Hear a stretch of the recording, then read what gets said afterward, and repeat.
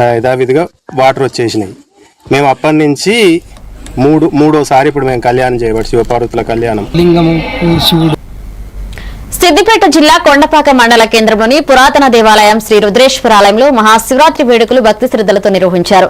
ఆలయంలో స్వామివారిని ఉమ్మడి మెదక్ జిల్లా డీసీసీబీ మాజీ చైర్మన్ చిట్టి దేవేందర్ రెడ్డి, సర్పంచ్ నవీనా శ్రీనివాస్ దర్శించుకుని ప్రత్యేక పూజలు చేశారు. ఈ సందర్భంగా వారు మాట్లాడుతూ అందరికీ శివరాత్రి శుభాకాంక్షలు తెలిపారు. రుద్రేశ్వర ఆలయంలో స్వామివారిని దర్శించుకుంటే కోరిన కోరికలు నెరవేరుతాయని భక్తుల విశ్వాసమని వారు వెల్లడించారు.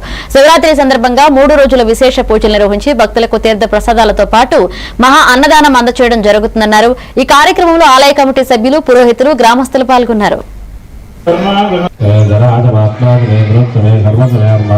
12 సంవత్సరాల నుంచి కూడా ఇక్కడ మనము స్వామివారికి విశేషంగా మహాశివరాత్రి రోజున అభిషేకించుకోవడం జరుగుతుంది.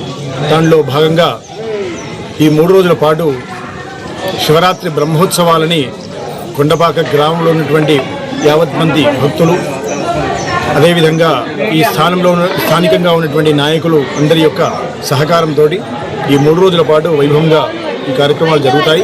అందులో భాగంగా మొదటి రోజు మహాన్యాసపూర్వకంగా శతరుద్రాభిషేకము, 2వ రోజు ప్రాతకాలం నుంచి నాటి రుద్రేశ్వర ఆలయం గత కొన్ని సంవత్సరాల నుండి శిథిలావస్థలో ఉన్నటువంటి దేవాలయాన్ని గ్రామంలో ఉన్నటువంటి పెద్దలు, కమిటీ సభ్యులు, ఇంకా చాలా విరాళాలు ఇచ్చిన వాళ్ళందరూ కలిసి మా గుడిని పునరుద్ధరించుకోవడం జరిగింది.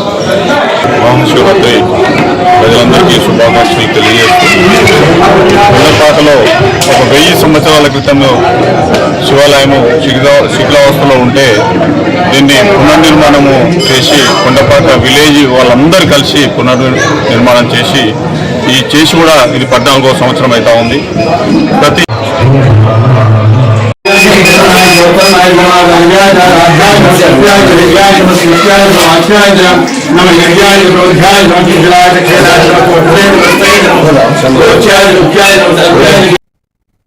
నిజామాబాద్ జిల్లా